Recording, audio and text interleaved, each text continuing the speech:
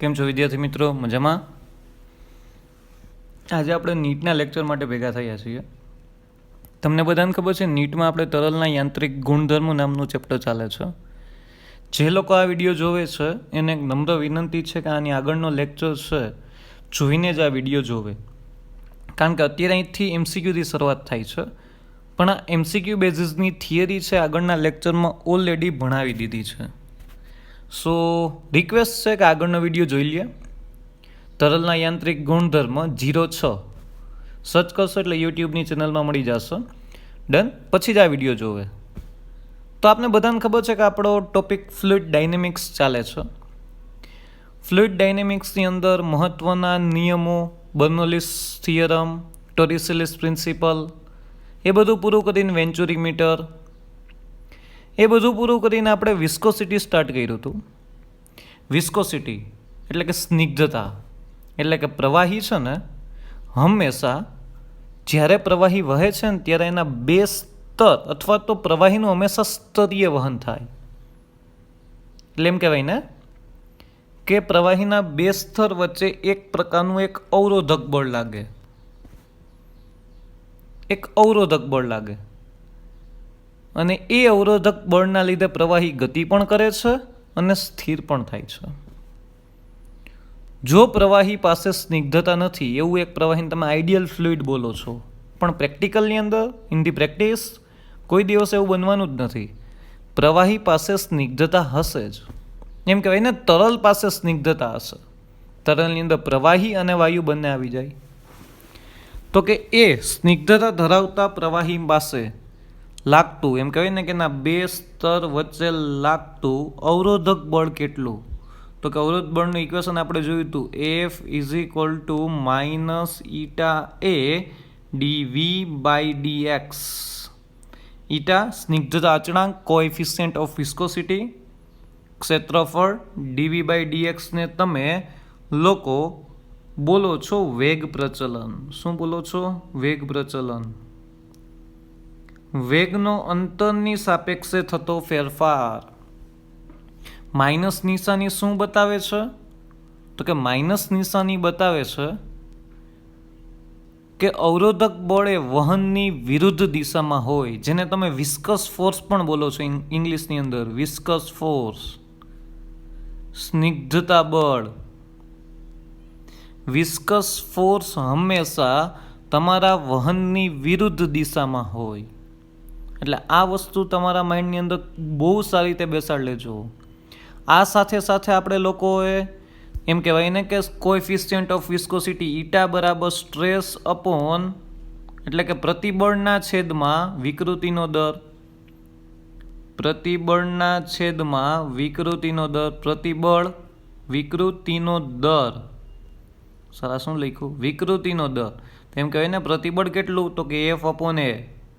વિકૃતિનો દર V upon L. એટલે અહીંયા તમે F L upon AV. Done. આ વસ્તુ યાદ રાખજો, ભૂલાય નહીં. ઈટાનો અને ઈટા બોલાય છે. ઈટા ને તમે આ રીતે પણ શોધી શકો છો. F અપોન એ સ્ટ્રેસ થાય, V અપોન L છે એને તમે વિકૃતિનો દર બોલો છો. આની સાથે સાથે તમે સ્ટોક્સનો નિયમ પણ ભણ્યા હતા, અને સ્ટોક્સના નિયમની સાથે તેનો ટર્મિનલ વેલોસિટી એટલે કે એનો ટર્મિનલ વેગ પણ ભણ્યા હતા. સ્ટોક્સના નિયમ અનુસાર કોઈ પણ ઘનતા ધરાવતા પ્રવાહીની અંદર અથવા તો તરલની અંદર કોઈ એક પ્રવાહી અથવા તો ઘન પદાર્થ ગતિ કરતો, હવાની અંદર પાણીનું બુંદ ગતિ કરે છે તો એક તરલની અંદર બીજું તરલ ગતિ કરે છે. તમે કોઈ એક તેલની અંદર ધાતુનો બોલ નાખો છો તો કે કોઈ એક પ્રવાહીની અંદર સોલિડ એટલે કે ઘન પદાર્થ ગતિ કરે છે, ત્યારે તેના વહનની વિરુદ્ધ દિશામાં એક ડ્રેગિંગ ફોર્સ લાગે છે. તો સ્ટોક્સના નિયમ અનુસાર એ બળ 6 પાઈ ઈટા આર વી જેટલું હોય. 6 પાઈ ઈટા આર વી. આ વસ્તુ યાદ રાખજો, ભૂલાય નહીં. મોસ્ટ આઈએમપી ઇક્વેશન છે. અને જ્યારે એ પદાર્થ એક અચળ વેગથી ગતિ કરે એટલે ટર્મિનલ વેલોસિટીથી ગતિ કરે. ટર્મિનલ વેલોસિટી ક્યારે બને? જ્યારે એનો પ્રવેગ શૂન્ય હોય, એટલે કે એ પદાર્થ પર લાગતું બળ શૂન્ય થાય. એટલે કે એમ કહેવાય ને પદાર્થ સંતુલિત સ્થિતિમાં એક પ્રવેગ શૂન્ય ત્યારે અચળ વેગ સાથે ગતિ કરે છે, ત્યારની કન્ડિશનમાં એની terminal velocity VT is equal to 2/9 r² rho minus sigma into G upon eta આવી રીતના હશે. ડન, કન્ફર્મ, આમાં ભૂલાય નહીં. Terminal velocity of the Stokes law, સ્ટોક્સના નિયમનો ટર્મિનલ વેગ કંઈક આ જ રીતના ચેન્જ થાય. આ વસ્તુ તમારા માઇન્ડમાં સતત ને સતત ઘૂમતી રહેવી જોઈએ. અને એના સાથે સાથે પોઈસિલનો એક સિદ્ધાંત જોયો હતો, પોઈસિલનો નિયમ. જ્યારે એલ લંબાઈની અને આ ત્રિજ્યાની નળીમાંથી જ્યારે કોઈ એક પ્રવાહી વહન થાય છે ત્યારે તેના વહનનો દર Q is equal to pi P r⁴ upon 8 eta L જેટલું હોય. મોસ્ટ અહીં બી ઇક્વેશન છે, ઇક્વેશન યાદ રહેવું જોઈએ. અહીંયા તમે કંઈક પી અપોન આર કહેતા હતા, આના બરાબર આર બરાબર 8 ઈટા એલ, આર બરાબર કંઈક તમારી કન્ડિશન હતી r is equal to 8 eta L upon pi r⁴. કંઈક આ પરિસ્થિતિ, આને પ્રવાહીનો અવરોધ કહેવાય. જો બે નળી L1 અને L2 લંબાઈના જેની ત્રિજ્યા R1 અને R2 છે બંનેને એકબીજાની શ્રેણીમાં જોડેલી હોય તો પ્રવાહીની અંદર ઉદ્ભવતો અવરોધ R is equal two R1 plus R2 જેટલો હોય. અને જો આ બંને નળી સમાંતર જોડાણમાં હોય ત્યારે પ્રવાહીનો અવરોધ 1/RP is equal two 1/R1 plus 1/R2 જેટલો હોય. તેના ઇક્વેશન્સ જોયા હતા. ડન, આટલી વસ્તુ તમારા માઇન્ડમાં રાખજો. પ્રીવિયસ લેક્ચરની અંદર આટલી થિયરી આપણે ઓલરેડી જોઈ હતી. આ થિયરીની સાથે સાથે આપણે ઓલરેડી MCQ કેલ્ક્યુલેટ કરવાનું ચાલુ કરી દીધું હતું, વિસ્કોસિટીના MCQ. ડન, વિસ્કોસિટીના MCQ સાવ સેલા બેઝિસ ઉપર ચાલે છે. તો આ થિયરીની આસપાસના બધા MCQ નીટ રિલેટેડ આપણે જોવાના છે. તો કંઈક MCQ નંબર 31 કંઈક એવો છે, કોઈ એક 2 સેન્ટીમીટર વ્યાસનો હવાનો પરપોટો 1.75 ગ્રામ પર સેન્ટીમીટર ક્યુબ ઘનતા ધરાવતા પ્રવાહીમાં 0.35 સેન્ટીમીટર પર સેકન્ડની ઝડપથી ઉપર ચડે છે. ગેસની ઘનતા અવગણો, એટલે કે આ જે હવાનો પરપોટો છે એની અંદર જે ગેસ છે એટલે કે હવાનો પરપોટો એર, એટલે એની ઘનતા અવગણો. અહીં પ્રવાહીનો સ્નિગ્ધતા ગુણાંક શોધવો, એટલે કે સ્નિગ્ધતા ગુણાંક એટલે ઈટા થાય. કોએફિશિયન્ટ ઓફ વિસ્કોસિટી, જેનો એકમ પોઈઝ છે, પોઈઝ લખ્યું. ડન, એટલી વસ્તુ રહી ગઈ યાદ.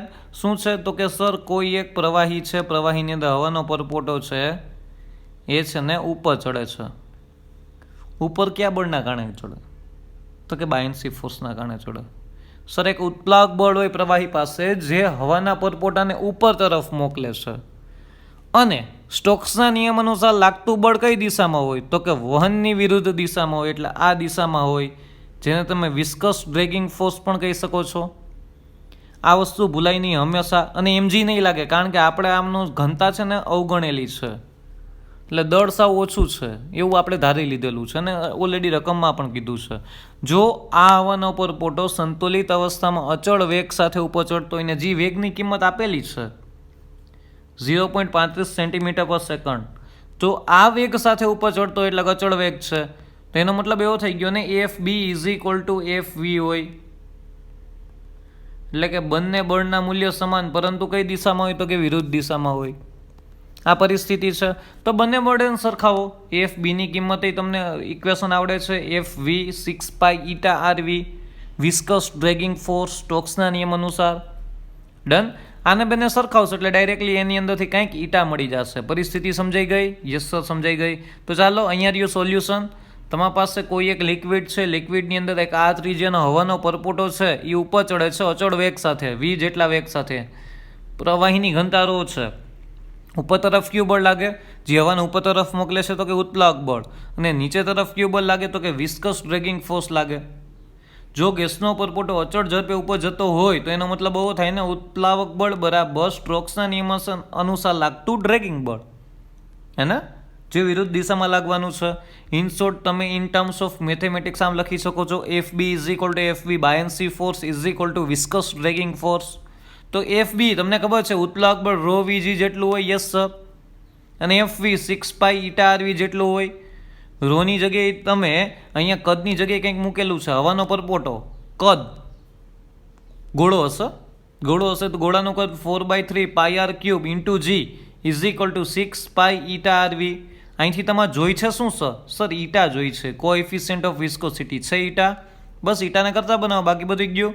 સામેની બાજુ તો અહીંયા આર ક્યુબ, અહીંયા આર સ્ક્વેર વધશે, તો અહીંયા છેદ ઉડાડશો તો અહીંયા તમારી પાસે final answer eta is equal to 2/9 R square rho G upon V. Equation જ મળ્યું 2/9 R square rho G upon V. તમારું મૂળ ઇક્વેશન જ છે, એમાં ઈટાને કરતા બનાવી દો તો જવાબ આવી જાય. હા, મૂળ ઇક્વેશન જ છે. મૂળ ઇક્વેશન શું છે યાદ છે કોઈને? મૂળ ઇક્વેશન તો કે sir V is equal to 2/9 R square rho minus sigma G upon eta. ઈટાને કરતા બનાવે, સિગ્મા તો આપણે અવગણ્યું છે. ડન, એટલે એ નીકળી ગયો. એટલે આ વસ્તુ તમારા માઇન્ડમાં રાખજો. એટલે બાકી વધેલું ઇક્વેશન એમ નામ છે, ડાયરેક્ટ આ ઇક્વેશન પણ તમે મૂકી શકો છો. એટલે એ જ ઇક્વેશન બન્યું. Done. Eta is equal to 2/9 R square rho G upon V. તો બધી કિંમત છે તમારી પાસે. R is equal to 1 centimetre, બધું સેન્ટીમીટરમાં છે. એટલે આપણે છે ને એકમ બદલાવતા નથી, ડાયરેક્ટલી ફાઇનલ આન્સર મળશે. રો ઇઝ ઇક્વલ ટુ 1.75 ગ્રામ પર સેન્ટીમીટર ક્યુબ. જી 980 સેન્ટીમીટર પર સેકન્ડ સ્ક્વેર. હા, મીટર પર સેકન્ડ સ્ક્વેરની જગ્યાએ શેમાં છે? Centimetre per second square. 9.8 metre પર સેકન્ડ સ્ક્વેર. 1 મીટર બરાબર 100 સેન્ટીમીટર. 100 હિયર ઇન્ટુ 100 કરો એટલે 980 થશે. 980 તો અહીંયા 980 centimetre per second square. V is equal to 0.35 centimetre per second square.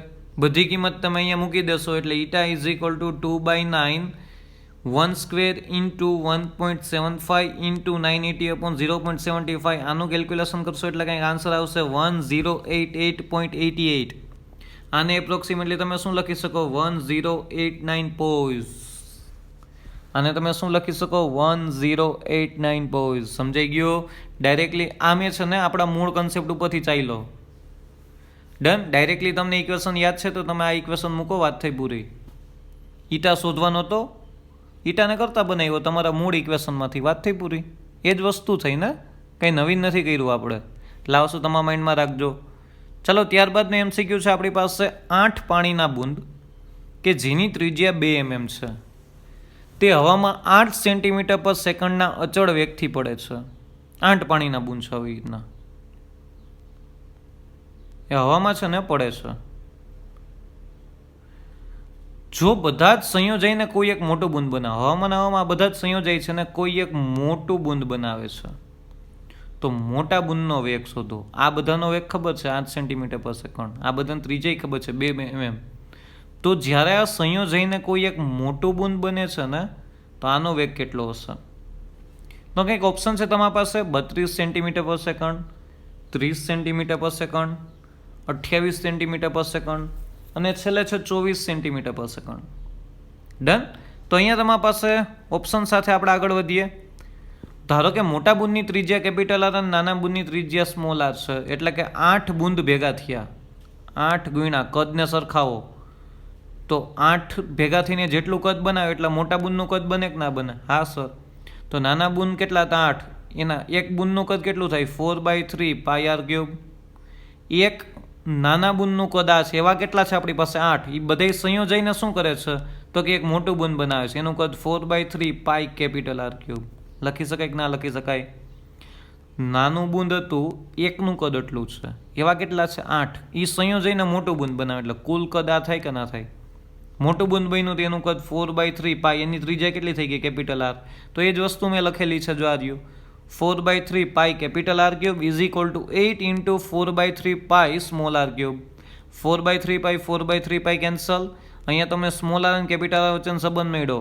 Capital R is equal to 2r. Terminal velocity equation છે v is equal to 2/9 R square rho minus sigma G upon eta. બાકી બધું constant છે. Viscosity rho minus sigma G eta R બદલો ને, તો v અને r વચ્ચેનો સંબંધ શું થયું? તો કે v is directly પ્રપોઝનલ two r square. હા કે ના? તો અહીંયા તમારી પાસે જે પ્રમાણે છે એ રીતના લખી નાખો. મોટા બૂંદનો વેગ v ડેશ કીધો, નાના બૂંદનો વેગ v કીધો. તો અહીંયા v dash is equal two મોટા બૂંદની ત્રિજ્યા કેટલી હતી? તો કે r હતી, એટલે આમ લખી શકો ને v dash upon v is equal two r2 upon r1 whole square. r2 is equal two capital r, આ small r whole square. Capital r ની કિંમત ઓલરેડી અહીંયા છે, કેટલી છે? 2r. અહીંયા મૂકી દો. જો અહીંયા એ જ કીધું છે મેં 2r upon r, R cancel થઈ અહીંથી. સો 2 સ્ક્વેર કેટલા થયા? 4 થયા. તો અહીંયા તમારા પાસે finally V dash upon V is equal to 1/4 આવ્યું. નહીં sorry, V dash upon V is equal to 4 આવ્યું કંઈક તમારા પાસે.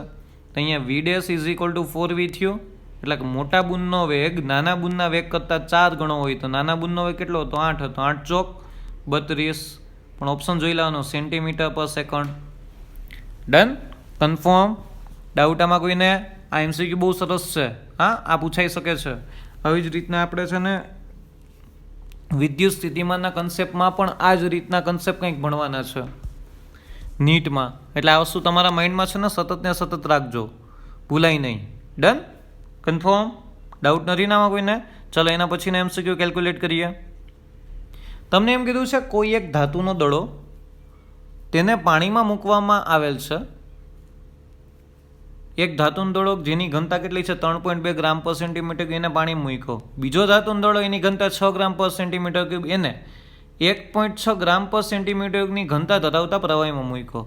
જો બંને દડાના વ્યાસ સમાન હોય અને તેના વેગ પણ સમાન હોય તો પાણી અને પ્રવાહીની સ્નિગ્ધતાનો ગુણોત્તર શોધો. પાણી અને પ્રવાહીની સ્નિગ્ધતા અચળાંકનો ગુણોત્તર શોધો. એટલે કે ઈટાનો ગુણોત્તર શોધવાનો છે. Eta water upon eta liquid. શું શોધવાનું છે? Eta water upon eta liquid. આ શોધવાનું છે. ડન? ભૂલાશે નહીં ને? કન્ફર્મ. ચાલો ડન. ઘનતા આપેલી છે બેની. પાણીની ઘનતા ઓલરેડી 1 ગ્રામ પર સેન્ટીમીટર ક્યુબ થાય. સીજીએસ યુનિટમાં આપને ખબર છે. તો અહીંયા બધા એકમ જો ગ્રામ પર સેન્ટીમીટર ક્યુબમાં છે. પ્રવાહીની ઘનતા 1.6 ગ્રામ પર સેન્ટીમીટર ક્યુબ. ડન? વેગય સમાન છે. તો વેગ સમાન છે તો એવું કયું ઇક્વેશન યુઝ કરાય? તો કે સ્ટોક્સના નિયમ અનુસાર, કારણ કે પ્રવાહીની અંદર કોઈ એક ધાતુનો દડો ગતિ કરે છે ને પાણીની અંદર કોઈ એક ધાતુનો દડો ગતિ કરે છે. એટલે કે કોઈ એક પ્રવાહીની અંદર ઘન ગતિ કરતો હોય ત્યારે એનો વેગ v of t is equal to 2/9 r square rho minus sigma into g upon eta જેટલો હોય. બે સરખા છે, બંને સરખાઈ દઈએ, એમાંથી ઈટા મળી જશે. છે ઇઝી. ડન? તો ટર્મિનલ વેલોસિટીનું ઇક્વેશન શું થાય? તો કે આ થાય. યસ સર, આ થાય. તો આમાં કંઈ છે નહીં. તો કે કેટલા બોલ હતા? તો 2 બોલ. તો બોલ 1 માટે તો કે VB1 is equal to 2/9 RB1 square upon eta water. હા કે ના? Eta water is equal to rho B1 minus sigma water into G. આ ત્રિજ્યા છે બોલની. આ બોલ જેમાં ગતિ કરે છે એનો સ્નિગ્ધતા ગુણાંક છે. આ બોલની ઘનતા છે, પાણીની ઘનતા છે, અને અહીંયા G. Done? Same to same equation ball B2 નું. VB2 is equal 2/9 RB2 square upon N liquid. કારણ કે હવે આ જે B2 બોલ છે ને, બીજો બોલ, એ કોઈ એક પ્રવાહીમાં ગતિ કરે છે. એની ઘનતા આપેલી છે કે 1.6 ગ્રામ પર સેન્ટીમીટર ક્યુબ. આ પાણીમાં ગતિ કરતો હતો પહેલો બોલ. આ બીજો બોલ છે ને એ પ્રવાહીમાં ગતિ કરતો હતો. Rho B2 minus sigma liquid into G. Done? હવે ક્વેશ્ચનમાં તમને એમ કીધું બંનેના વ્યાસ સમાન છે. વ્યાસ સમાન હોય તો ત્રિજ્યા સમાન જ હોય. Yes sir. અને બંનેના ટર્મિનલ વેગ એટલે કે બંનેના વેગ સમાન છે. તો કે VB1 બરાબર VB2. બંને સરખાવી શકો કે ના સરખાવી શકો? આ ગિવન ડેટામાં છે. ડન? આ ગિવન ડેટામાં છે. આ મેં મારી મસ્તીમાં નથી લખેલું, આ યાદ રાખજો. તો અહીંયા સમીકરણ VB1 is equal two VB2 છે. તો આ બંનેને સરખાવી શકો? સરખાવી શકો. સરખાવ્યા જો આ રહ્યા. ડન? અહીંથી 2/9 2/9 કેન્સલ થયું. RB1 RB2 બંને કેન્સલ થયા. G કેન્સલ થયા.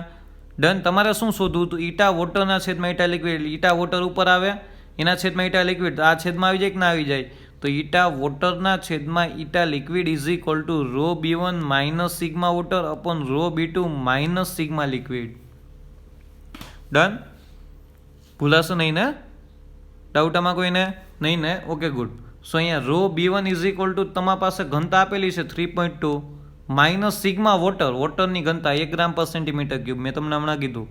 રો B2 6 અને લિક્વિડની ઘનતા 1.6 એટલે પ્રવાહીની ઘનતા 1.6 છે. 3.2 માંથી 1 જાય 2.2, 6 માંથી 1.6 જાય 4.4 એટલે 1/2 આવે. 1/2 બરાબર ગુણોત્તર કેટલો મળે? તો કે 0.5. ડન? ગુણોત્તર કેટલો મળ્યો તમને આ જગ્યાએ? 0.5. એટલે આ વસ્તુ તમારા માઇન્ડમાં રાખજો, ભૂલાય નહીં.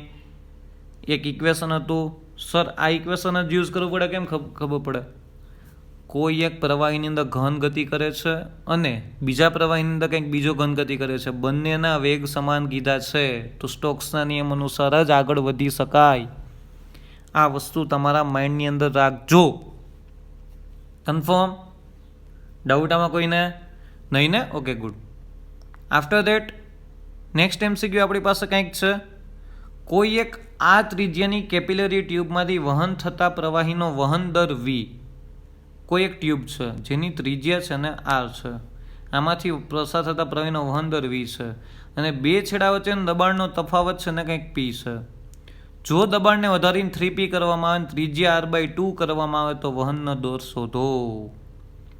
આની ત્રિજ્યા ઘટાડી દીધી, આની ત્રિજ્યા ઘટાડીને R/2 કરી, R હતી, ત્રિજ્યા ઘટાડી દીધી અને R/2 કન્ડિશનમાં ચાલ્યા ગયા.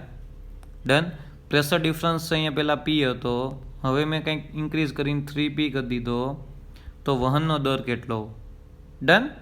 વહનનો દર, સર કોઈ એક આ ત્રિજ્યાની ટ્યુબ હોય તેમાં બહાર નીકળતા પ્રવાહીનો વહન દર, ઇક્વેશન હતું V = πr/4/8 હતું કે નહીં? આ ઇક્વેશન યુઝ કરો, વાત થઈ પૂરી, કંઈ નવીન છે નહીં, ડાયરેક્ટ મળી જશે. વહનનો દર શું છે? V = πr/4/8 yes sir. આ જ્યારે P પ્રેશર ડિફરન્સ હતો અને આ ત્રિજ્યા હતી ત્યારનું ઇક્વેશન. હવે મેં શું કર્યું તો કે V' પહેલાં P હતું, હવે એનો વધારીને કેટલું કર્યું? 3P. તો P + 3P એટલે કેટલું થાય? 4P. પહેલાં P હતું જ, હવે એમાં 3P જેટલું વધાર્યું. આ વસ્તુ યાદ રાખજો, અહીંયા 3P ના લખતા, 3P કર્યું, 3 ગણું વધાર્યું. ઓલરેડી એક તો હતું જ P, પ્લસ 3P કર્યું તો ટોટલ કેટલું થયું? તો કે 4P. એટલે આ વસ્તુ મહત્વની છે. P માંથી અહીંથી 4P કેમ લખ્યો સર? ક્વેશ્ચનમાં તો 3P છે, P હતું જ, એમાં તમે વધારાનું 3P દબાણ એક્સેસ પ્રેશર એટલે કે વધારાનું દબાણ એડ કર્યું એટલે ટોટલ કેટલું થઈ ગયું? 4P. આરનું કેટલું થઈ ગયું? તો કે R/2/4/8 ડન. બાકી બેનો સંબંધ જોઈ છે તો કાંઈ નથી કરવાનું, બંનેનો ગુણોત્તર લઈ લો, સાવ ઇઝી થઈ ગયું. V' V. અહીંયા તમારી પાસે વધે શું? 4P R/2/4 અને PR/4. તો અહીંયા 4P R/4/16 થઈ જાય. યસ સર, થઈ જાય. તો અંશ અને છેદમાંથી PR/4 કેન્સલ, ચોકે 16 એટલે 4/16 = 1/4 એટલે તમારું નવો વહનનો દર પહેલાના વહન દર કરતાં ચોથા ભાગનો હોય. નવો વહનનો દર પહેલાના વહન દર કરતાં ચોથા ભાગનો હોય. V/4. સર દબાણ એટલું વધાર્યું તો વહનનો દર વધે નહીં, પણ ત્રિજ્યા સામે R/2/4 સંદર્ભમાં ઘટી. ડન. આ વસ્તુ યાદ રાખજો, ભૂલાય નહીં. કન્ફર્મ. સો V' તમારી પાસે શું આવ્યું? V/4. આ વસ્તુ તમારા માઇન્ડમાં સતત અને સતત ઘૂમતી રહેવી જોઈએ. ડન. Okay, good. એના પછી એક નાનકડો ટોપિક જેનું ઇક્વેશન યાદ હોવું જરૂરી છે કે પ્રવાહીની લાક્ષણિકતા શોધવા માટે છે ને આપણે આ ઇક્વેશનનો અથવા તો આ થિયરીનો યુઝ કરીએ છીએ. સર પ્રવાહીની લાક્ષણિકતા એટલે શું? પ્રવાહીની લાક્ષણિકતા એટલે એ ધારારેખી છે કે પ્રક્ષુબ્ધ વહન છે? પ્રવાહીની બે લાક્ષણિકતા છે, એક તો ધારારેખી વહન ને બીજું પ્રક્ષુબ્ધ વહન. તો ક્યુ છે એ નક્કી કરવું છે. મારી સામે જે ફ્લો થાય છે એ ધારારેખી છે કે પ્રક્ષુબ્ધ છે? તો એ નક્કી કરવા માટે છે ને રેનોલ્ડ્સ નામના વૈજ્ઞાનિકે રેનોલ્ડ્સ નંબર આપ્યો. રેનોલ્ડ્સ નંબરનું most IMP equation R = ρVd/η. જ્યારે થિયરી ભણતા હતા ત્યારે આ જ વસ્તુ આપણે ગણેલી હતી. R = ρVd/η. Confirm? Doubt? Equation જ જોવાનું છે, બીજું કાંઈ છે જ નહીં નવીનમાં એમાં કાંઈ. અને આના જવાબ પ્રમાણે આપણે નક્કી કરેલું હતું ક્યુ ધારેરેખીય વહન ને ક્યુ પ્રક્ષુબ્ધ વહન. જો રેનોલ્ડ્સ નંબરનું મૂલ્ય 0 થી 2000 વચ્ચે આવે તો તે ધારેરેખીય વહન છે. જો આનો જવાબ તમારો 1500 આવ્યો તો એનો મતલબ એ વહન ધારેરેખીય વહન છે. એટલે કે 2000 થી નીચે તમે જાઓ છો ને 2000, એના કરતાં નીચે બધાય છે ને એ ધારેરેખીય વહનમાં આવે, જેટલા પણ ફ્લો આવે છે. 3000 થી ઉપરના બધા પ્રક્ષુબ્ધ વહનમાં. જો આનો જવાબ તમારો 3500 આવ્યો તો એ પ્રક્ષુબ્ધ વહન જશે. ડન. એટલે કે કંઈ ધડા જ નથી મારા જેવા, એ વહનનું કંઈ નક્કી જ નથી, એને તમે પ્રક્ષુબ્ધ વહન બોલો છો. ડન. અને સર વચ્ચે ખાઈ ગયા 2000 3000 વચ્ચે શું? તો કે 2000 થી 3000 વચ્ચે ફ્લો એવો છે કે કાંઈ કહી શકાય નહીં. શું કામ? કારણ કે વહન છે ને એ ધારારેખામાંથી પ્રક્ષુબ્ધ વહન બને છે. ધારેખી વહન એટલે સ્ટેડી ફ્લો થાય. તેના દરેક બિંદુ પાસે વેગનું મૂલ્ય સમાન હોય. હરેક કોઈ એક બિંદુ પાસે તમે જોવા જાઓ ને કોઈ એક બિંદુ પાસે પસાર થતા દરેક પાણીના અણુઓનો વેગ સમાન હોય તેને ધારેખી વહન અથવા તો સ્થિત વહન કહેવાય. તો સર 2000 થી 3000 વચ્ચે જેનો મતલબ એવો થયો કે વહન છે ને ધારારેખીમાંથી પ્રક્ષુબ્ધ બને છે, એનો મતલબ એવો થાય. એટલે આ વસ્તુ તમારા માઇન્ડમાં રાખજો. એટલે અહીંયા તમારા પાસે 2000 to 3000 વચ્ચે એ ધારારેખામાંથી પ્રક્ષુબ્ધ બને છે એટલે કંઈ કહી શકાય નહીં. ચલો આના બેઝિસ ઉપર એક સેલો MCQ છે, આપણે કેલ્ક્યુલેટ કરીએ છીએ. કોઈ એક 1.25 સેન્ટીમીટર વ્યાસ ધરાવતી નળમાંથી વહેતા પાણીનો વહન દર 5 × 10⁻5 મીટર ક્યુબ પર સેકન્ડ છે. વહન દર આપી દીધો છે. તેની ઘનતા અને સ્નિગ્ધતા અચળાંક અનુક્રમે 10⁻³ kg પર મીટર ક્યુબ અને 10⁻³ પાસ્કલ ઇન્ટુ સેકન્ડ છે. તો પ્રવાહીની લાક્ષણિકતા કેવી હશે? લાક્ષણિકતા પૂછી છે. ઓપ્શન જોજો: સ્થિત વહન અને રેનોલ્ડ્સ નંબર 5100, પ્રક્ષુબ્ધ વહન અને રેનોલ્ડ્સ નંબર 5100, સ્થિત વહન અને રેનોલ્ડ્સ નંબર 3900 અને પ્રક્ષુબ્ધ વહન રેનોલ્ડ્સ નંબર 3900. આ ઓપ્શન ઉપરથી મને એટલી ખબર પડી ગઈ ને કે આ સ્થિત વહન તો છે જ નહીં, તો આ બે ઓપ્શન એમને નીકળી જાય. સ્થિત વહન હોય ને તો રેનોલ્ડ્સ નંબર <2000 હોય. આ બે વહન નીકળી ગયા એટલે નક્કી થઈ ગયું કે વહન તો પ્રક્ષુબ્ધ જ છે. પ્રક્ષુબ્ધ વહનવાળા કેટલા ઓપ્શન છે? તો કે 2. વાત થઈ પૂરી. ડન. હવે ગણવાનું છે. તો કે રેનોલ્ડ્સ નંબર ગણવા માટેની ઇક્વેશન શું? તો કે R = ρ/VD/η. તમારા પાસે અહીંયા ડાયામીટર 1.25 સેન્ટીમીટર 1.25 × 10⁻² મીટર, રો આપેલો છે 10⁻³ kg પર મીટર ક્યુબ, ઈટા આપેલું છે 10⁻³ પાસ્કલ ઇન્ટુ સેકન્ડ અને ક્યુ આપેલું છે 5 × 10⁻5 મીટર ક્યુબ પર સેકન્ડ. સર રો છે, ડી છે, ઈટા છે પણ વી નથી. તો એના માટે જો તમને શું આપેલું છે? ક્યુ શું થાય? યાદ છે? ક્યુ A × V થાય. તો અહીંથી વી મળી જાય કે ના મળી જાય? યસ સર, મળી જાય. સિમ્પલ છે. તો ક્યુ AV. એ એટલે ક્ષેત્રફળ થાય કે ના થાય? બરાબર છે. πd²/4 × V. વીને કરતા બનાવો કારણ કે ડાયામીટર આપ્યું છે એટલે આની ટર્મિનોલોજીમાં ક્ષેત્રફળ πr² નથી મૂક્યું. ડન. વીને કરતા બનાવો તો V = 4q/πd². Yes sir, V = 4q/πd². આ વીની કિંમત અહીંયા મૂકી દો સર. તો 4q ρd/πd² eta, dd cancel થશે 1. ડન. એટલે અહીંયા 4q ρ πd ઈટા. આ ઇક્વેશન ઘણી રેફરન્સ બુકની અંદર ડાયરેક્ટ મૂક્યું હશે. આ છે ને equation in terms of velocity છે. આ equation in terms of velocity છે, વેગના સંદર્ભમાં રેનોલ્ડ્સ નંબર. આ ઇક્વેશન છે ને ઇન ટર્મ્સ ઓફ ક્યુ એટલે કે ફ્લો રેટ એટલે કે વહનનો દરના સંદર્ભમાં છે ને આ ઇક્વેશન છે ક્યુના ફોર્મની અંદર. એટલે ઘણી વખત છે ને રેફરન્સ બુકની અંદર આ ઇક્વેશન ડાયરેક્ટ મૂકેલું જોવા મળી શકે છે. 4q ρ/πd ઈટા આપણે અહીંયા પ્રૂવ કરી દીધું ને, આપણે અહીંથી પ્રૂવ કરી દીધું એટલે તમે ગમે રીતે યાદ રાખી શકો છો. એટલે તમારી પાસે અહીંયા 4 એમનમ ક્યુ આપેલો છે 5 × 10⁻⁵. સો 5 × 10⁻⁵, રો 10⁻³ પાઈ 22/7 d². સો 1.25 × 10⁻². ઓલરેડી ડન છે. ડન. એટલે આ વસ્તુ યાદ રાખજો, ભૂલાય નહીં. ઇન્ટુ 10⁻³ ઈટાની વેલ્યુ છે. ડન. આ વસ્તુ ભૂલાય નહીં. આનું કેલ્ક્યુલેશન કરશો અહીંયા તમારી પાસે આનો સ્ક્વેર આવશે, એનો સ્ક્વેર આવશે કારણ કે d = 1.25 × 10⁻² છે. નહીં સ્ક્વેર નહીં આવે કારણ કે એક ડી કેન્સલ થઈ ગયા ને, એક ડી કેન્સલ થઈ ગયા, એક જ ડી વધ્યો એટલે બરાબર જ કિંમત મૂકેલી છે. અરે સર. ડન. સો હિયર અહીંયા બધી કિંમત બરાબર છે. 4 × 5 × 10⁻5 રો તમારી પાસે 10⁻³ પાઈ 22/7 ડી ડાયરેક્ટ છે, હું અહીંયા જોતો હતો. ડન. ડી બરાબર 1.25 × 10⁻², ઈટા બરાબર 10⁻3. આનું સોલ્યુશન કરશો એટલે જવાબ આવશે 5100. એટલે તમારી પાસે ઓપ્શન તો નક્કી જ હતો અને R = 3000. તો ફ્લો ઇઝ ટર્બ્યુલન્ટ એટલે પ્રક્ષુબ્ધ વહન છે. ઓપ્શન જ બધા 2000ની ઉપરના છે, 3000ની ઉપરના છે, એટલે વહન તો પ્રક્ષુભ જ હતું. એટલે સ્થિત વહનવાળા બે ઓપ્શન કેન્સલ જ થઈ ગયા. પ્રક્ષુભ વહનમાં જ નક્કી કરવાનું હતું 5100 કે 3900.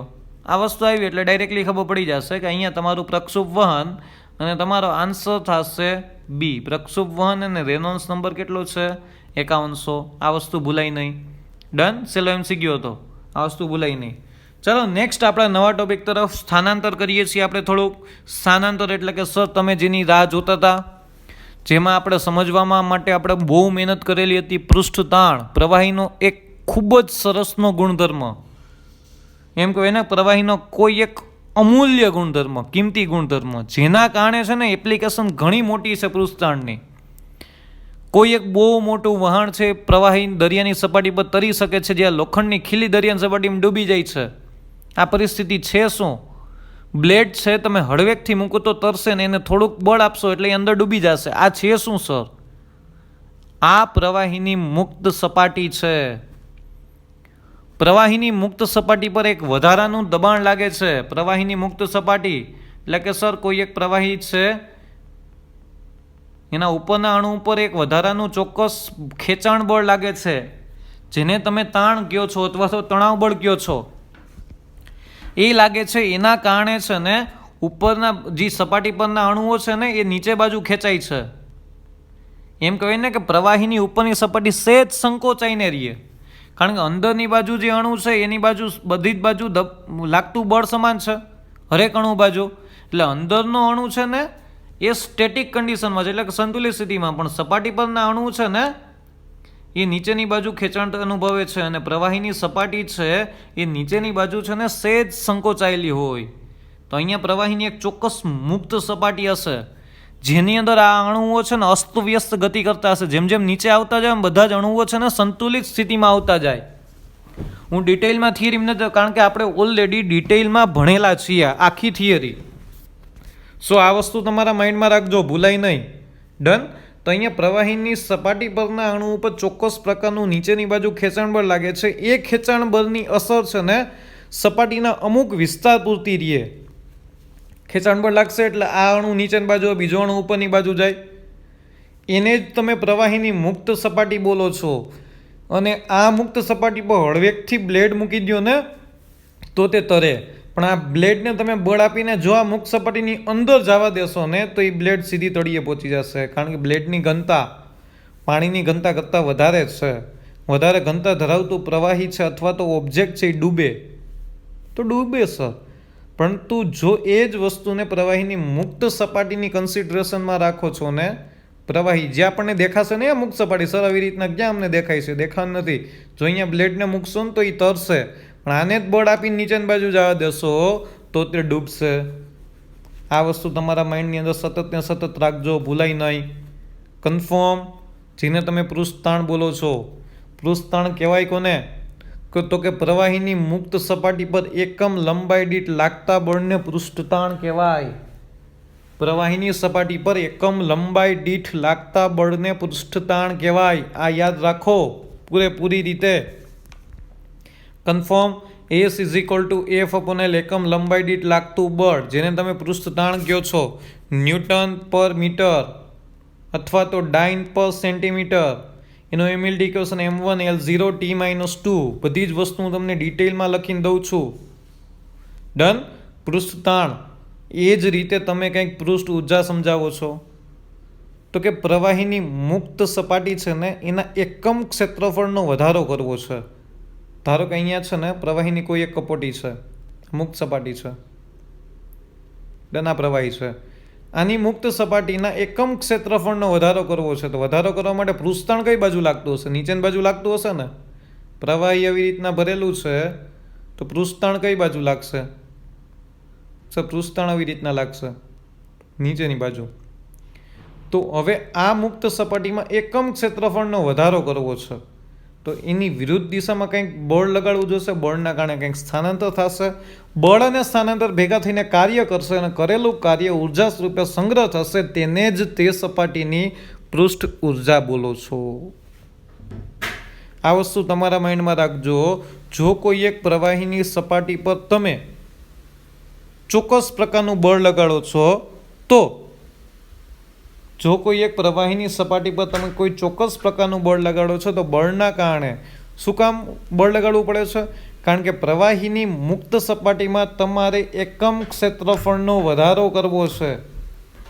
એકમ ક્ષેત્રફળનો વધારો કરવા માટે તમે એક ચોક્કસ પ્રકારનું બળ લગાડો છો. બળના કારણે સ્થાનાંતર થશે. બળ અને સ્થાનાંતર ભેગા થઈને બંને કાર્ય કરશે અને કરેલું કાર્ય હંમેશા ઉર્જા સ્વરૂપે સંગ્રહ થશે. તેની તમે પૃષ્ઠ ઉર્જા બોલો છો. મેં શોર્ટમાં સમજાવ્યું. કોઈ પ્રવાહીની મુક્ત સપાટીમાં એકમ ક્ષેત્રફળનો વધારો કરવા માટે પ્રવાહીની સપાટી પર પૃષ્ઠ તાણની વિરુદ્ધમાં કરવા પડતા કાર્યને પૃષ્ઠ ઉર્જા કહેવાય.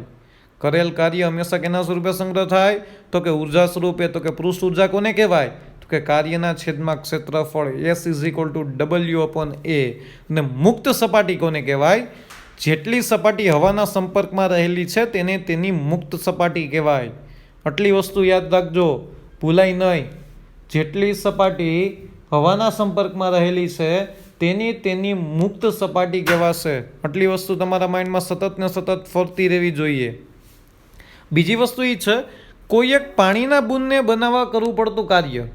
પાણીનું બૂંદ, અંદરની બાજુ પ્રવાહી હોય, ઉપરની બાજુ છે ને હવા હોય. આને પાણીનું બૂંદ કહો છો ને તમે. અહીંયા એર હોય, હવા છે. નીચેની બાજુ તમે જોવા જાઓ છો, અંદરની બાજુ જોવા જાઓ છો તો પાણી છે.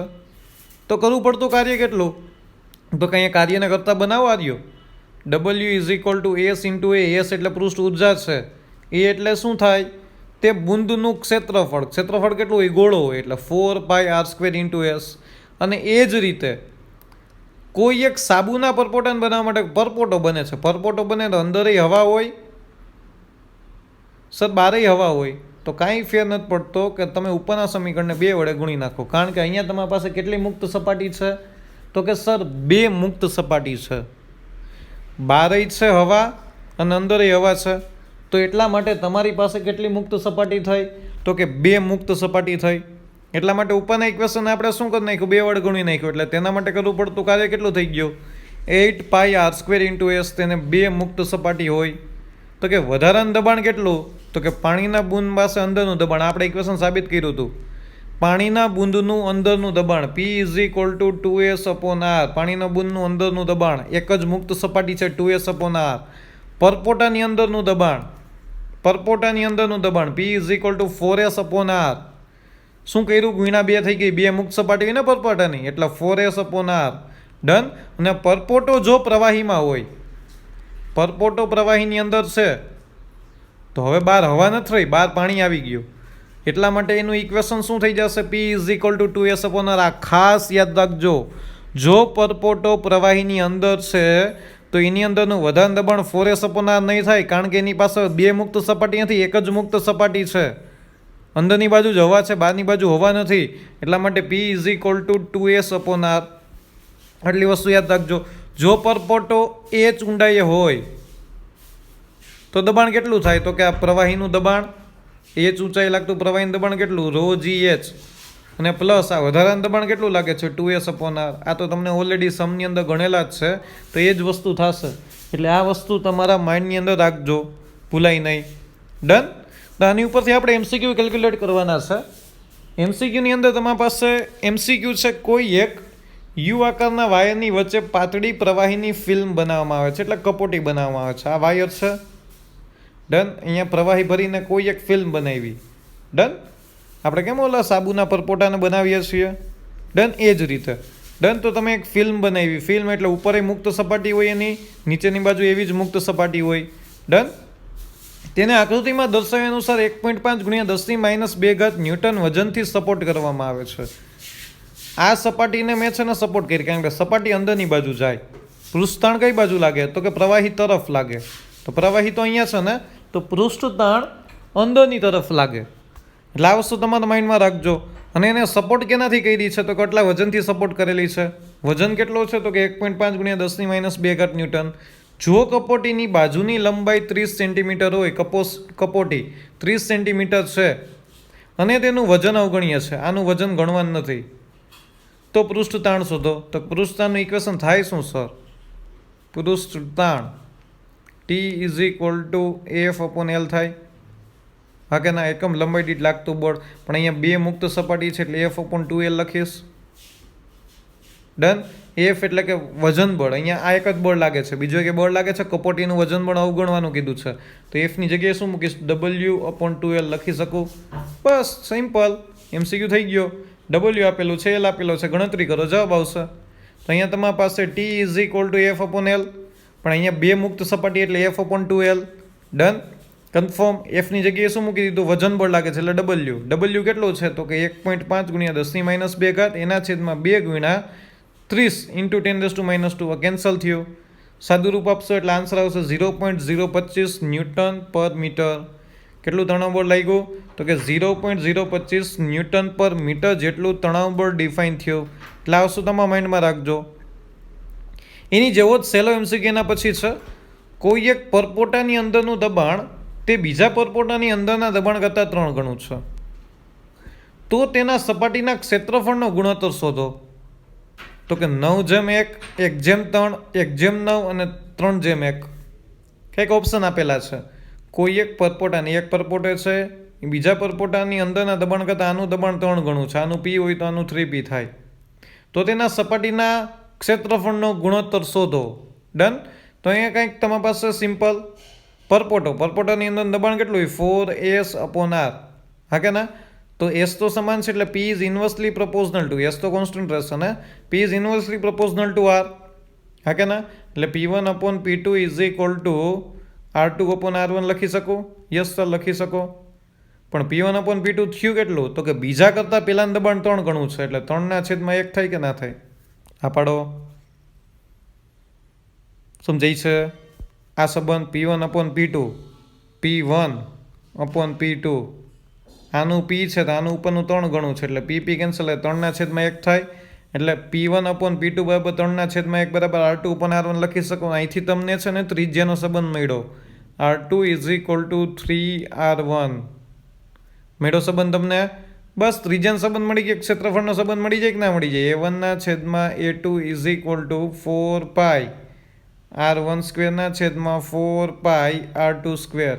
Cancel. R1 R2 R1 R1 = લ્યો. R2 શું છે? 3R1 3R1² RR cancel. 1/3² તો 1/9 થઈ જશે. તો ગુણોત્તર તમારી પાસે કેટલો થઈ ગયો? 1/9 અથવા તો 1/9. ડન. ભૂલાશે નિર્ણયમાં કોઈને ડાઉટ નથી ને?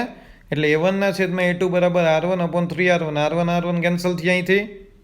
1/3² અહીંયા તમારી પાસે આન્સર શું આવ્યો? 1/9. આ વસ્તુ ભૂલાય નહીં. ચલો, એની જેવો જ આજના લેક્ચરનો છેલ્લો MCQ કે W1 એ આપેલ દ્રાવણમાંથી V કદનો પરપોટો બનાવવા માટે કરવું પડતું કાર્ય છે. તમે એક દ્રાવણ છે એમાંથી તમારે V કદનો પરપોટો બનાવવો છે તો કરવું પડતું કાર્ય W1 છે.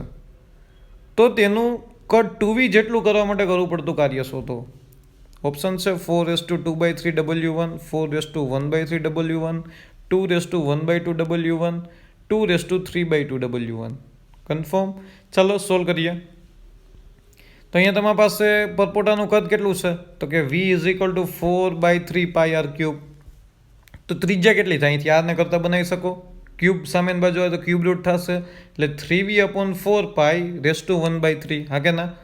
વર્ક ડન સમજાય ને? પરપોટા ઉપર કરવું પડતું કાર્ય. તો કે મેં તમારી પાસે ઇક્વેશન ત્યાં લખેલું જ હતું 4πr² × S. હા કે ના?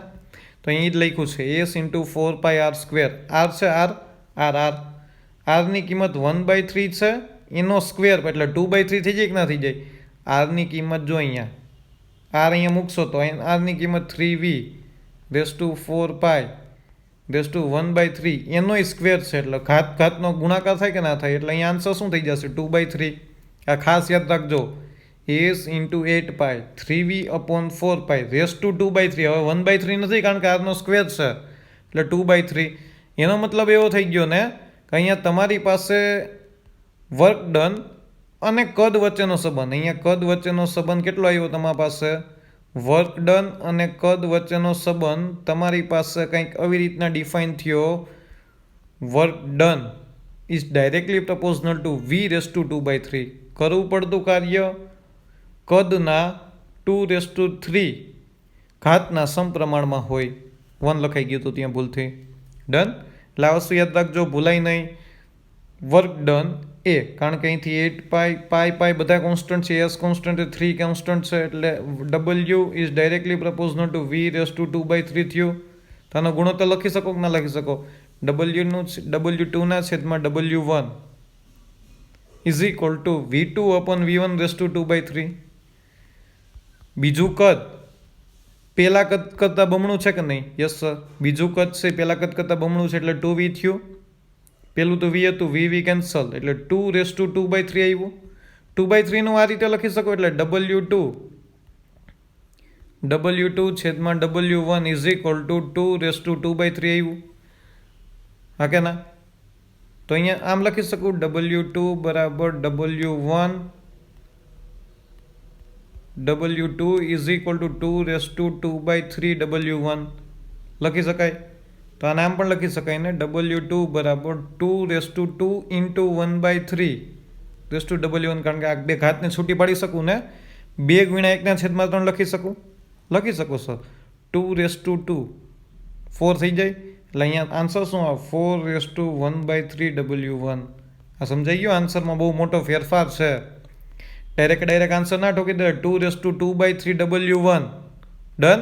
બટ 2/2/3 ને આપણે શું લખી શકીએ? 2 ઇન્ટુ 1/3. તો 2/2 તો 4 થાય એટલે 4/1/3 ઇન્ટુ W1. તો બીજા પરપોટાનું જે પરપોટો છે એનું કદ જો તમારે 2V કરવું હોય ને, તો કરવું પડતું કાર્ય તમારી પાસે 4/1/3 ઇન્ટુ W1 જેટલું હોય. 4/1/3 ઇન્ટુ W1 જેટલું તમારે કાર્ય કરવું પડે. આ વસ્તુ તમારા માઇન્ડમાં રાખજો. ડન. આજે આપણે પૃષ્ઠ તાણ અને પૃષ્ઠ ઊર્જાનો કોન્સેપ્ટ ચાલુ કરી દીધો. નેક્સ્ટ લેક્ચરની અંદર ઓમ જોવા જાવ તો આપણો લાસ્ટ લેક્ચર ફ્લુઇડ મિકેનિક્સનો થશે. એ લેક્ચરની અંદર છે ને તમે ઓમ જોવા જશો તો ગણવાનું થશે આપણી પાસે capillary rise, capillary fall. Done. કઈ રીતના પાણી કેપિલરીની અંદર ઉપર ચડે છે, નીચે ઉતરે છે, અને આના જ પૃષ્ઠ તાણ અને પૃષ્ઠ ઊર્જાના MCQ કેટલા છે? ડન. કેપિલરી રાઇઝ અને કેપિલરી ફોલ તો સાવ સહેલું છે, કારણ કે એની અંદર એક જ ઇક્વેશન છે. એટલે નીટ બેઝિસ ઉપર એક ઇક્વેશન યાદ રાખો, વાત થઈ પૂરી. એટલે આ વસ્તુ તમારા માઇન્ડમાં રાખજો. આખી PDF છે એ તમારે ઉતાર લેવાની છે તમારી નોટબુકની અંદર. બધા જ MCQ બહુ જ કામના છે, નીટ રિલેટેડ પૂછાય એવા છે. ડન. તો ચાલો નેક્સ્ટ લેક્ચરમાં ભેગા થઈએ. ત્યાં સુધી સ્ટે હોમ, સ્ટે સેફ.